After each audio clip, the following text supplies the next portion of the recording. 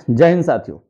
आज हम चर्चा करेंगे बोर्ड एग्जामिनेशन में पूछे जाने वाले बेहतरीन क्वेश्चन पे। जैसे ओम के नियम पर चर्चा करेंगे, जो प्रतिरोधों का जो संयोजन है उस पर चर्चा करेंगे, और तार का प्रतिरोध किन किन बातों पर निर्भर करता है, इस सब चीजों पे। ये टोटल बोर्ड में आते हैं, इनमें से एक क्वेश्चन जरूर बोर्ड में आता है। हम इस चारों पर आज चर्चा करते हैं। आप ध्यान से समझेंगे तो चीजें बहुत आसान है, आपको समझ में आएंगी, हर चीजें आपको बारीकी से समझ में आएगा। चलिए आइए देखते हैं। सबसे पहले हम समझ लेते हैं ओम के नियम को। ओम का नियम, सबसे पहले हम ओम के नियम को देख लेते हैं। अब ओम का नियम क्या है भाई? ओम्स लॉ क्या है? ओम का नियम कहता है कि यदि किसी चालक की भौतिक अवस्था जैसे ताप, ठीक है, यदि किसी चालक की भौतिक अवस्था ताप अगर इत्यादि में हम परिवर्तन न करें तो तार के सिरों के बीच लगाया गया विभवांतर और उसमें बहने वाली धारा का अनुपात नियत रहता है। हम लिख देते हैं, आपको समझ में आना चाहिए। यदि किसी चालक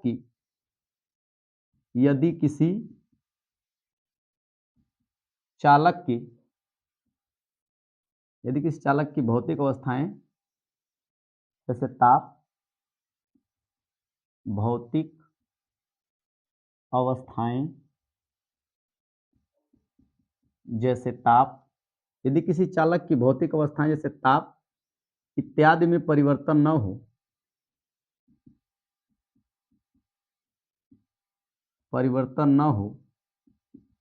तो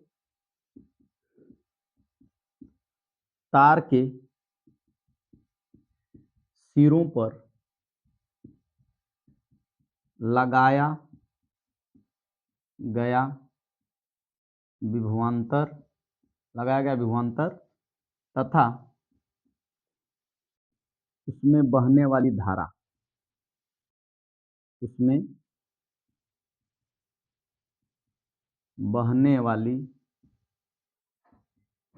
धारा का अनुपात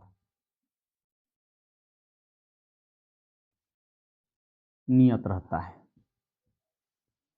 ठीक, नियत रहता है। ठीक है, ये होता है ओम का नियम। अब ओम का नियम क्या होता है? V बराबर आई आर। V बराबर आई आर का मतलब इसका अगर हम प्रतिरोध निकालेंगे, अगर यहां से V बराबर आई आर, इसका क्या होता है? सूत्र होता है, ये ओम का नियम है। ठीक, ओम का नियम ये है। अब एग्जाम में ये पूछता है कि ओम का नियम जो है, ओम का नियम ये पूरी तरीके का दिया गया, ये ओम का नियम है। ये पूछता है तार का प्रतिरोध किन किन बातों पर निर्भर करता है। हम उसको भी देख लेते हैं। देखिए, तार के प्रतिरोध की निर्भरता, इसको देख लेते हैं कि भाई तार का प्रतिरोध किन किन बातों पर निर्भर करता है। तो पहली बात समझते हैं। पहली चीज, तार का प्रतिरोध किन किन बातों पर निर्भर करता है। तो पहला, तार की लंबाई पर। मींस तार जितना अधिक लंबा होगा उसका प्रतिरोध उतना अधिक होगा। ठीक है, तो याद रखें, हम शॉर्ट में लिख रहे हैं कि तार का जो लेंथ है, मतलब तार की लंबाई L, तार की लंबाई को हम जितना बढ़ाएंगे, अगर हम इसको बढ़ा रहे हैं, ठीक है, तो इसका जो प्रतिरोध होगा, ये बढ़ेगा। प्रतिरोध क्या होगा? बढ़ेगा। तार की लंबाई बढ़ाएंगे तो जो प्रतिरोध होगा वो क्या होगा? बढ़ेगा। ठीक है। दूसरा, तार के क्षेत्रफल पर।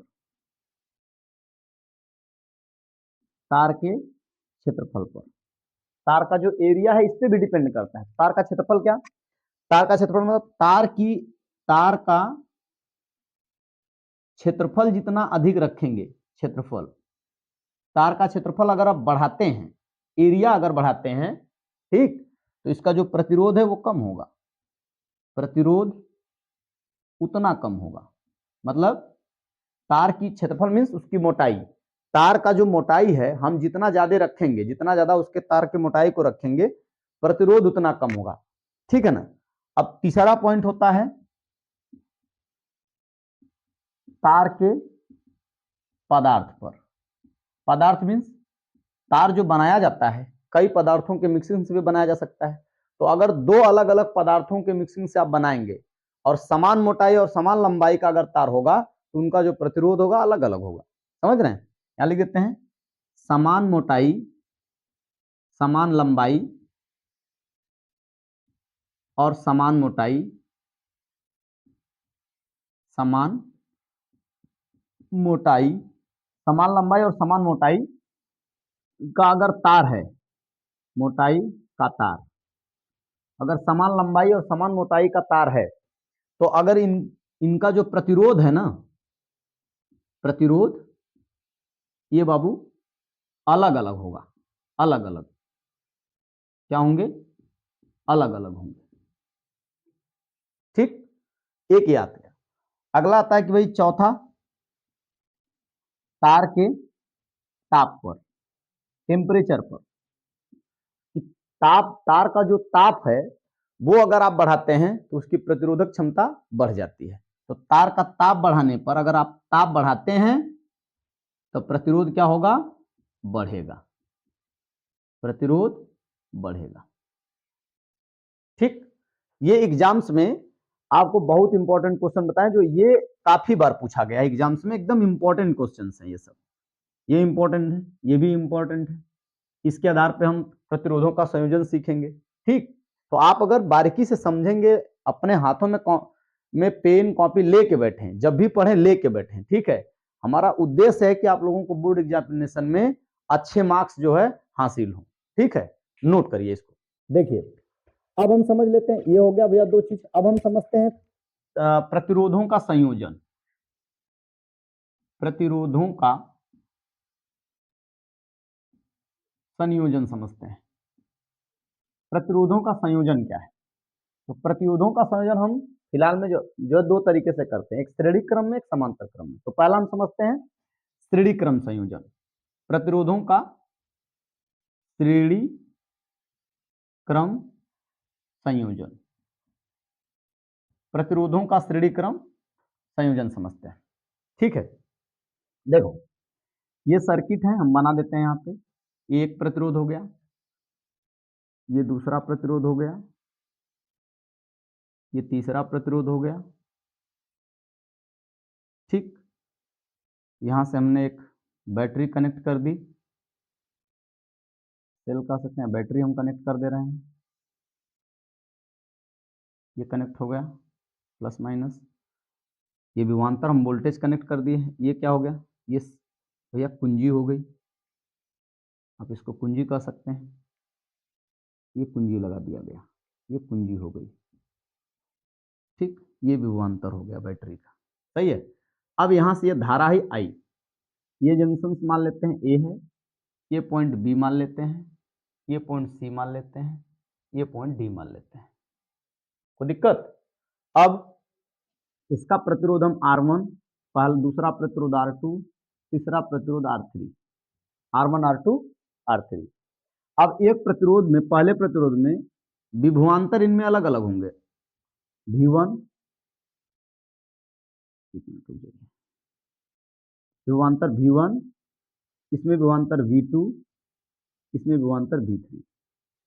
अब कहेंगे धारा, धारा क्या रहेगी? धारा सेम रहती है, धारा चेंज नहीं होती, इसमें धारा चेंज नहीं होती। तो श्रेणी क्रम संयोजन किसको कहते हैं? पहले प्रतिरोध का, देखो ये प्रतिरोध है ना, ये प्रतिरोध है, तो पहले प्रतिरोध का दूसरा सिरा, तो दूसरा सिरा ये है, पहले प्रतिरोध का दूसरा सिरा दूसरे प्रतिरोध के पहले सिरे से ये टच रहती है, जुड़ती है। यानी पहले प्रतिरोध का जो दूसरा सिरा है ये दूसरे प्रतिरोध के पहले सिरे से जुड़ती है, उसी तरह दूसरे प्रतिरोध का दूसरा सिरा तीसरे प्रतिरोध के पहले सिरे से जुड़ती है। इसको हम बोलते हैं, ये क्या है? श्रेणी क्रम संयोजन है। समझ मेरी बात? इस तरीके से समझते हैं। अब याद रखेंगे दो बात, कि श्रेणी क्रम संयोजन में जो विभवांतर है, सभी प्रतिरोधों के विभवांतर अलग अलग होते हैं, धारा एक ही होती है, धारा नहीं बदलती, विभवांतर बदलता है।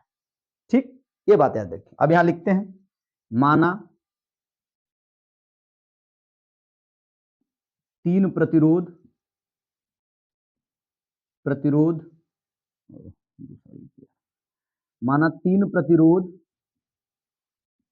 R1, R2, व R3 श्रेणी क्रम में जुड़े हैं, श्रेणी क्रम में जुड़े हैं, श्रेणी क्रम में जुड़े हैं। परिपथ में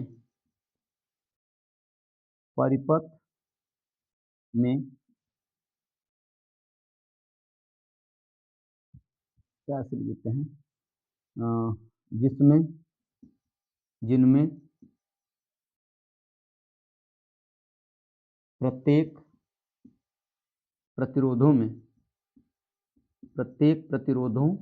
में विभवांतर क्रमशः V1 V2 व V3 है।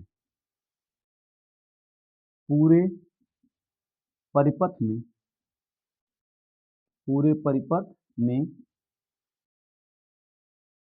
धारा I समान रहती है या समान बहती है, ठीक है, समान बहती है। तब ओम के नियम से, ओम का नियम क्या होता है भाई, V बराबर IR, समीकरण नंबर 1। समझ में की बात। देखो सबसे पहले क्या कहेंगे कि माना 3 प्रतिरोध हैं R1 R2 R3, ठीक। तीनों प्रतिरोधों में प्रत्येक प्रतिरोध में जो विभवांतर है वो अलग अलग है, क्रमशः क्या है, R1 में V1 है, R2 में V2 है, R3 में V3 है, ठीक।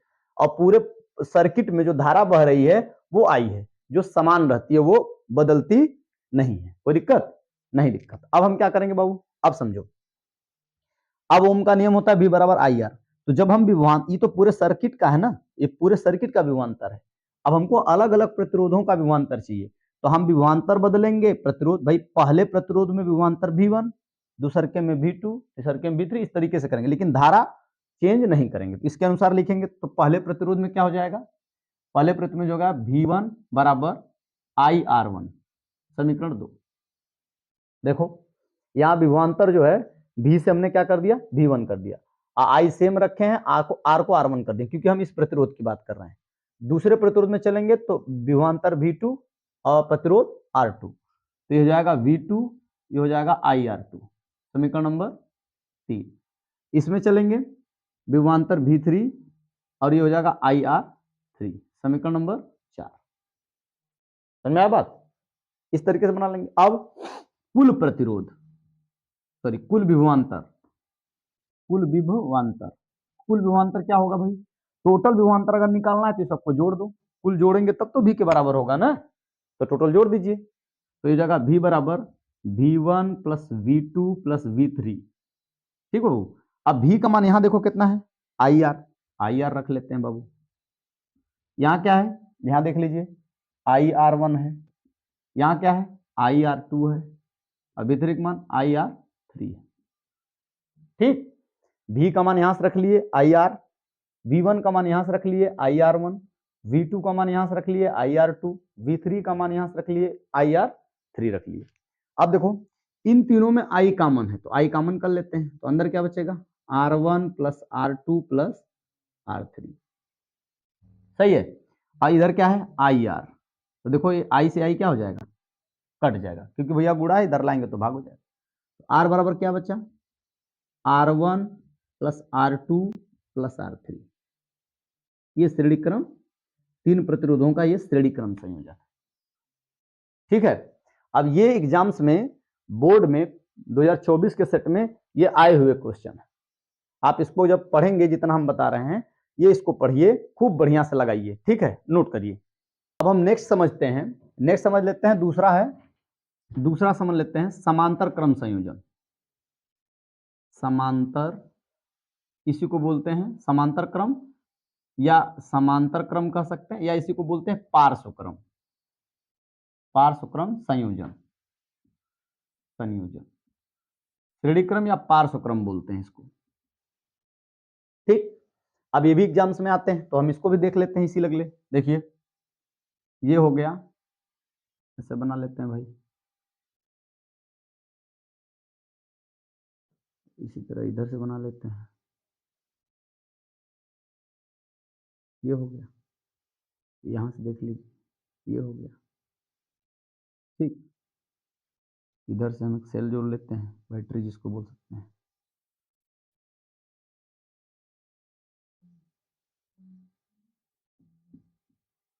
ये कुंजी हो गई, ये विभवांतर हो गया, ये धारा आई हो गई, ये पॉइंट ए हो गया, ये पॉइंट बी हो गया। ये R1 मान लेते हैं, ये R2 मान लेते हैं, ये R3 मान लेते हैं। ठीक, अब देखिए, अब समांतर क्रम में, श्रेणी क्रम में क्या था कि विभवांतर नहीं, विभवांतर चेंज होता था, धारा नहीं बदलती थी, लेकिन इसमें धारा बदलेगी, विभवांतर नहीं चेंज होगा। इस पूरे सर्किट का, इस पूरे प्रतिरोधों का, तीनों का जो विभवांतर होगा वो सेम होगा। विभवांतर क्या होगा? सेम होगा। धारा बदलेगी बाबू। इस जंक्शन पे आने के बाद धारा इसमें हो जाएगी, पहले वाले में I1, दूसरे वाले में I2 और तीसरे वाले में I3। ठीक, बाद में बी पॉइंट पे ये तीनों धाराएं बी पॉइंट पे मिलकर यहां से फिर ये क्या बन जाएंगी? I बन जाएंगी। ठीक है, अब ये I बन जाएंगे। अब यहां लिख लेते हैं, देखो, माना तीन प्रतिरोध क्रमशः, तीन प्रतिरोध क्रमशः R1, R2 व R3 हैं। R3 समांतर क्रम में जुड़े हैं, समांतर क्रम में जुड़े हैं, समांतर क्रम में जुड़े हैं। प्रत्येक प्रतिरोध में, प्रत्येक प्रतिरोधों में धारा क्रमशः, क्रम के अनुसार I1, I2 व I3 बह रही है। ठीक, पूरे परिपथ का विभवांतर, पूरे परिपथ का विभवांतर भी समान रहता है, समान रहता है। ठीक, तब ओम के नियम से, ठीक है, तब ओम के नियम से। अब हम क्या करेंगे बाबू? देखो, ओम के नियम से अब देखना है, तो ओम का नियम क्या है? V बराबर IR। अब V बराबर IR है, ये होता है V बराबर IR, यही तो होता है। तो यहां से अगर हम I बदल रहा है तो I को हम चेंज कर लेते हैं, R इधर ला देंगे तो हो जाएगा I बराबर V बटे R, समीकरण नंबर 1। सही है। अब इसके अनुसार से हम क्या करेंगे, धारा को हमें यहां से प्रतिरोध बदलेंगे तो धारा बदलेंगे, विभवांतर तो नहीं बदलना है, वो तो सेम रखना है। तो यहां से R बदलेंगे तो I बदलेंगे, R1 I1, R2 I2 ऐसे बदलेंगे। तो देखिए, ये हो जाएगा I1 बराबर V बटे R1, I2 बराबर V बटे R2, I3 बराबर V बटे R3, समीकरण नंबर 4। तो दिक्कत नहीं? दिक्कत। अब तो कुल धारा हम पता कर लेते हैं, सर्किट का कुल धारा क्या होगा? कुल धारा कैसे निकलेगा? I बराबर I1 plus I2 plus I3, I1 plus I2 plus I3। Total धारा जब हम जोड़ेंगे, यहां देखिए, यहां ए पॉइंट पे जो धारा है ये I1 I2 I3 में बट गई, लेकिन बी पॉइंट पे यही धारा I के रूप में बन जाती है, जुड़ जाती है टोटल धारा। तो हम कुल धारा यहां से निकालेंगे तो क्या आएगा बाबू? I का मान समीकरण 1 से रख लो, समीकरण 2 3 से इसे मान रखते चले जाओ। I का मान यहां से रखेंगे क्या है? V बटे R है, यहाँ V बटे R1, यहाँ V बटे R2, यहाँ V बटे R3। ठीक, ऊपर से क्या हो जाएगा? V कॉमन, ये हो गया V बटे R बराबर, V कॉमन हो गया तो अंदर क्या बचा? 1 बटे R1 प्लस 1 बटे R2 प्लस 1 बटे R3। तो ये V से भी क्या हो जाएगा? कट जाएगा। तो नीचे क्या बचेंगे? 1 बटे R बराबर 1 बटे R1 प्लस 1 बटे R2 प्लस 1 आर थ्री, ये समांतर क्रम संयोजन का सूत्र है। ठीक है, आप लोग अगर इसको पूरी तरीके से जो चीजें हम समझा रखे हैं इसको आप पढ़िए, समझिए। छोटा टॉपिक है लेकिन इंपॉर्टेंट है, पॉइंट एग्जाम के पॉइंट ऑफ व्यू से ये अच्छे जो है क्वेश्चन है, ये टोटल आपको लगाने हैं। ठीक, इसका कल हम सवाल इस पर कुछ चर्चा करेंगे जो बोर्ड एग्जामिनेशन में आते हैं, इस पर हम सवाल का भी चर्चा करेंगे जो बोर्ड एग्जामिनेशन में आए हुए क्वेश्चन है। ठीक है, आप पूरी तरीके से इसका तैयारी करेंगे, भरोसा रख के तैयारी करिए, पर डे आप इसको पढ़िए। ठीक, आई होप आप लोगों के वीडियो समझ में आया होगा। मिलते हैं नेक्स्ट क्लास में, तब तक के लिए जय हिंद।